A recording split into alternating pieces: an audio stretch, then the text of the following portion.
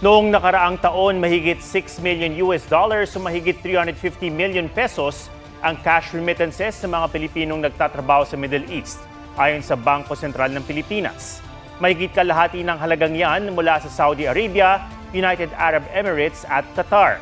Pinangangambahang maapektuhan niya ng tumitinding gyera sa gitnang silangan, bukod pa sa mga posibleng epekto sa singil sa kuryente.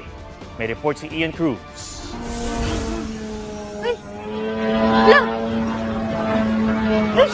Ako! Ang consulate! May mga naitatala pa rin pagsabog sa Dubai, UAE. Kaya ang mga kababayan natin doon, doble ingat. Sa Israel, ilang sasakyan ang nagliyab matapos tamaan ng shrapnel mula sa missile ng Iran. Patuloy pa rin ang gantihan ng Iran, Amerika at Israel kung saan damay ang mga kalapit na bansa sa Middle East.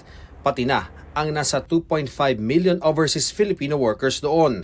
Mahigit 1,000 OFW na ang nagsabing gusto nilang makauwi sa Pilipinas.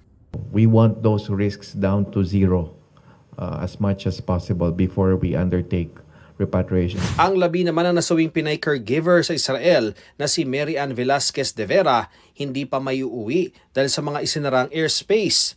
Nakausap na ng Department of Migrant Workers at iba pang ahensya ang mga kaanak niya. Dalawa naman ang nasugatan, isang OFW sa Kuwait at isang OFW sa Abu Dhabi.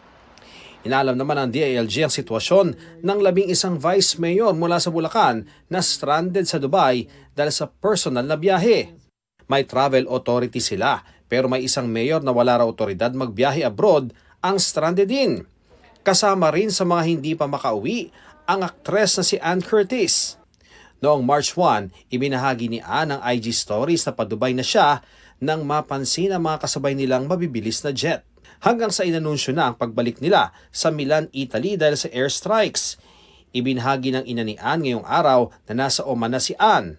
Sa IG stories ng mister ni Ann na si Erwan Yusuf, ibinahagi nito ang ilang kuha mula sa 7 oras silang biyahe ng anak by land mula Dubai hanggang Muscat sa Oman. Ang epekto ng tumitinding krisis sa Middle East, posibleng maramdaman ng Meralco consumer sa Abril. Sabi ng Meralco, basta gumagalaw ang presyo ng langis, tumataas ang presyo ng kuryente. Yan ay kahit coal at natural gas ang ginagamit ng mga plantang pinagkukunan nila at ang bulto ay galing pa sa Asia.